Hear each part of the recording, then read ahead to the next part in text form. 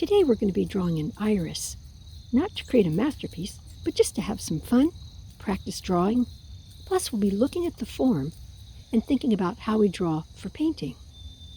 I'm Sarah Jayne. Welcome to my garden. I'd love it if you'd like to draw along with me. There's a free close-up photo of this flower and a traceable guide of the finished drawing available from my website. I'll leave a link in the description below. Here's the supplies I'll be using.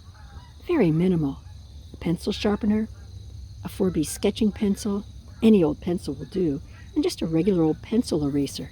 Because I have a whole lot of them, and I'm trying to go towards zero waste, so I'm trying to use up the things I have. And a stool to sit on. So if you'd like to follow along, go ahead and grab some supplies and let's get started. Today's a really lovely cloudy day, so there's not a lot of information given by the shadows cast by the sun.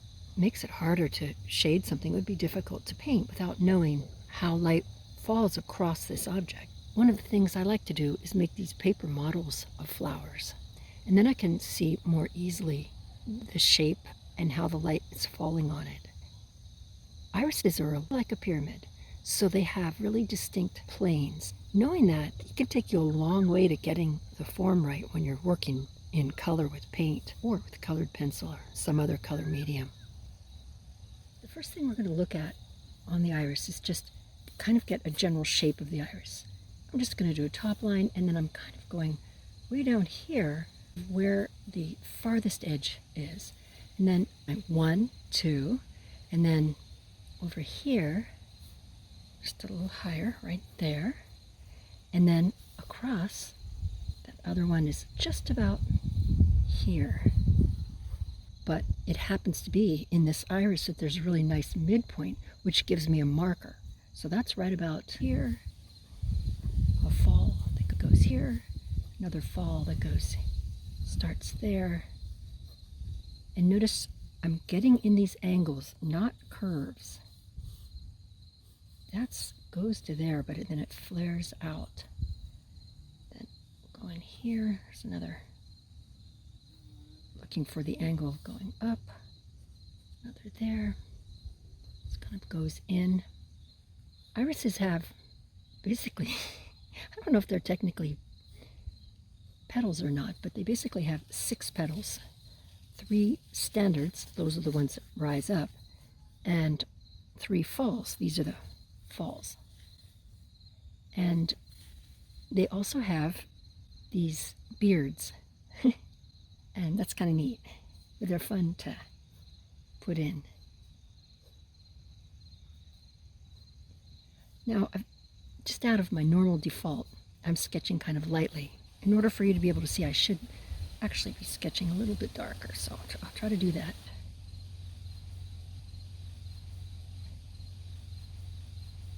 It's a nice curved line right in there. So you're seeing all these square lines, and that's really going to be helpful for getting this form. This is the beard right here, just softly indicated. It comes into the interior. So right in here, it's like the iris has a secret chamber. It kind of comes up, and that's what you're going to do the entire time, is you're going to put markers in, and then you're going to change their position. At this stage, I like to have a relatively sharp pencil.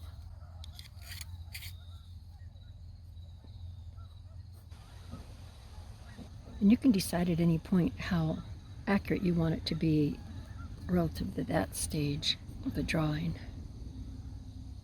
Now, that's really a mistake. I highly recommend whenever you see a mistake, when you know you've made a mistake and oops, have the means to change it, go ahead and fix it, because otherwise it'll skew everything else off.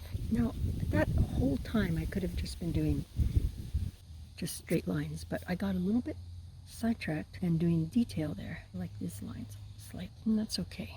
Of course, if this were a portrait, any line slightly off would really not be okay. But that's the great thing about not doing portrait.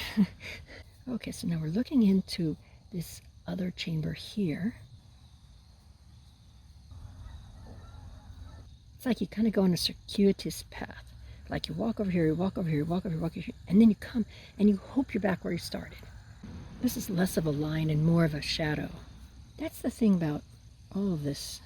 Lines don't really exist. This is a really good time to be sure that the stem actually ends up centered on the flower, or that the flower ends up centered on the stem, whichever direction.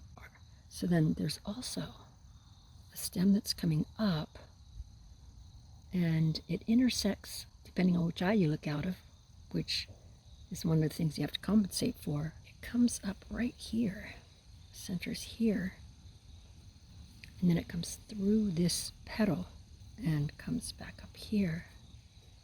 I need to remember that if I keep sort of going with more linear straight lines, I'll end up more convincing form. The iris, as you can see, went through a terrible rainstorm, and likewise, I'm sitting on a camp stool and I'm sinking in a little bit more each little while. So by the end I might be on the ground with a totally different perspective of this iris, this beaten up iris.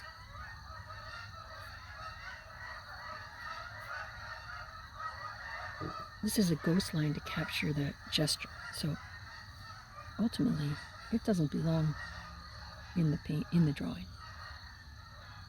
Since this is more like a study for a painting than intended to be a finished drawing, which is just so totally not, that gets into different materials, different amount of care taken with the drawing, none of which I'm really doing right now, just sketching. Given that I can do whatever I want, I can erase, I can not erase, I can quit whenever I want on it and just say, hey, that's as far as I want to take this drawing.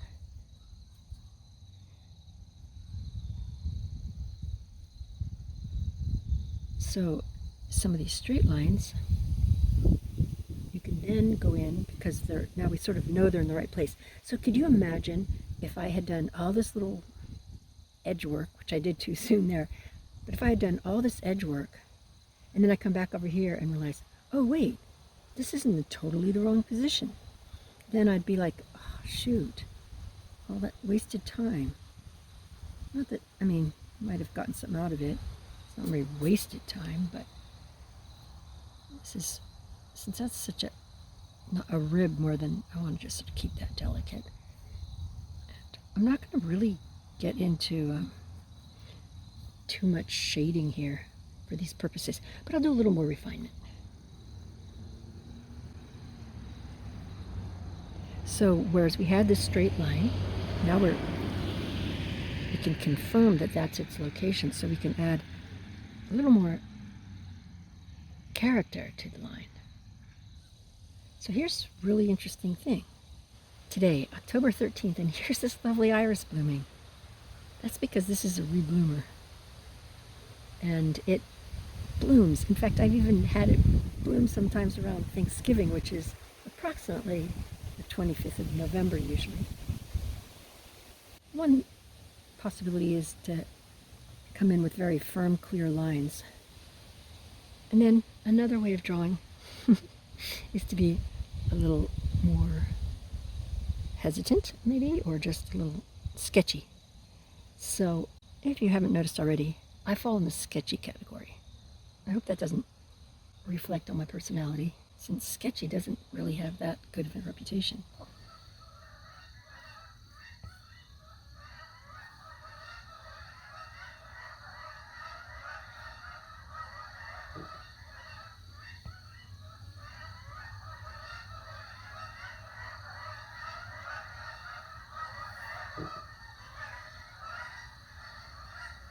I think I'll call this one done.